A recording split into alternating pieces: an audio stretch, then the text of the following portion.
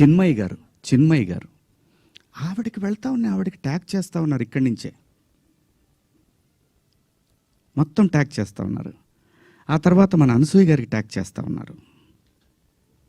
ఎందుకు చేస్తున్నారు నాకు అర్థం కాలేదు. సర్లే ఏదో పాపం ఆవిడ మాట్లాడుతూనే ఉంటుంది ప్రతిసారి కూడా, తప్పేం లేదు. నా తరఫు నుంచి 2 పదాలు దొరికినాయి కాబట్టి ఐ హ్యావ్ టు బేర్. ఏదైనా బేర్ చేయాల్సిందే.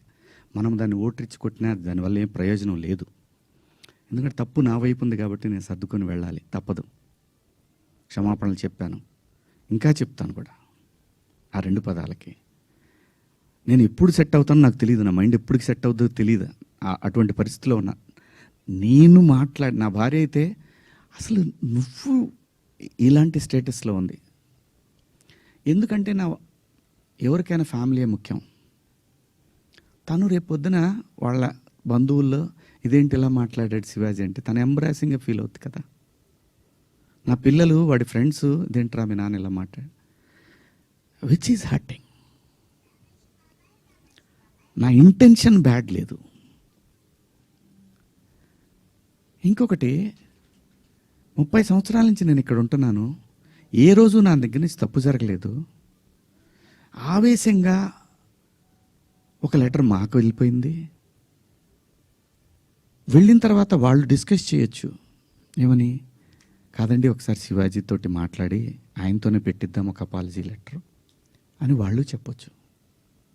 ఇవేవి జరగలా. ఎవరికాళ్ళు ఆవేశంగా government of Andhra Pradesh, government of Telangana, CC to CP, CC to మహిళా commission, CC to PM, CC to international affairs. Why? ఒక్క మాట నన్ను అన్న ఏందన్న ఇట్లా మాట్లాడు, సారీ అమ్మ. నాకెవరు ఫోన్ చేయలేదు.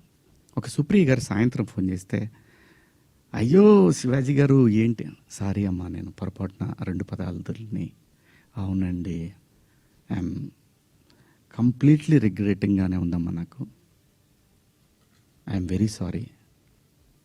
నాకు ఇప్పటికి కూడా అర్థంగా నేను ఎలా మాట్లాడాను ఆ 2 పదాలు. అసలు నేను బయట బూతులే మాట్లాడనంటే మాట్లాడతానండి, మన అందరం మాట్లాడతామండి, అర్థం పర్థం లేని మాటలు మాట్లాడుకుంటాం. కానీ ఒక వేదిక, ఒక పద్ధతి, జనరేషన్స్కి మనమే చెప్పాలి కాబట్టి, మన పిల్లలకి చెప్పాలి కాబట్టి. ఆవిడ సరే అండి పెట్టేసేయండి అయిపోయింది. నేను ఇచ్చేసాను, అప్పటికే నేను పంపించేశానమ్మా అప్పుడే. ఎందుకంటే వాళ్ళందరూ నాకు తెలుసు, నన్ను అన్నానని పిలుస్తారు. ఒక్క మాట నన్ను అడుగుంటే, ఒక్క మాట నేనన్నా మిస్బిహేవ్ చేశానండి ఎవరితోన్నా? ఎప్పుడన్నా మీరు ఏ ఆర్టిస్ట్ అయినా సరే, ఇప్పటికీ భూమిక గారితో చేస్తాను, మేడం అని పిలుస్తా, లయమ్మ అంట.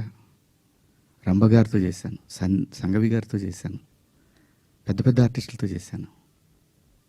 ఇంత చిన్న మిస్బిహేవ్ చేయలేదు, చెయ్యను కూడా. ఎందుకంటే ఏదో ఒక రోజు ఇది మనకి గుదిబండై కూర్చుంటుంది. అందుకని నా నేను ఎప్పుడు కూడా అసలు అమ్మాయిలతో దగ్గర కూడా ఎవరైనా కనపడ్డా కానీ యాటిట్యూడ్ అనుకుంటారు, ఎందుకంటే దూరంగా ఉంటా.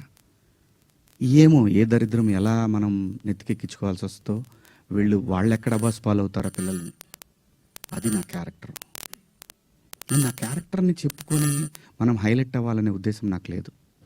జరిగిన తప్పుని నేను ఎక్స్ప్లెనేషన్ ఇవ్వాల్సిన బాధ్యత నా మీద ఉంది మీ అందరి దగ్గరికి వచ్చి.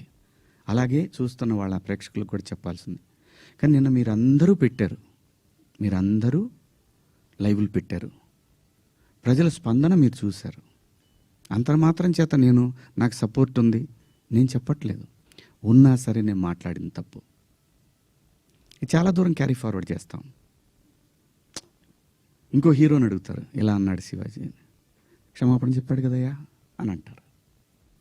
ఇది వెళుతూనే ఉంటుంది నిరంతరం, కొన్నాళ్ళు ఇంతకన్నా పెద్ద ఇష్యూ వచ్చే వరకు కదా. అలాగే ఒకవేళ ఆ లూలు మాల్లో నిధి అగర్వాల్ పాపం ఆ పిల్ల బట్టలు ఏదన్నా ఒకటి జారితే ఆ అమ్మాయి జీవితకాలం ఆ వీడియోలు ఉంటాయి కదండి, తీమన్నా తీస్తారండి ఎవరన్నా? నన్ను చాలా ప్రొవోక్ చేసింది ఆ ఒక్క సిచ్యువేషనే. నేను మా సమంత గారిది నేను చూడలేదు, అయ్యింది అని అన్నారు. నేనంటాను మీరంతా ఇప్పుడు నేను చెప్పిన మాట ఏంటి, అమ్మా మనకెందుకు ఈ దరిద్రం, ఇట్లా జనంలోకి వెళ్ళినప్పుడు కాస్త మంచి బట్టలు మీరు ఏమన్నా వేసుకోండి, చీరలు కట్టుకుంటారు. ఇప్పుడు మీరు వచ్చారమ్మా, చక్కగా నిండుగా వచ్చారు,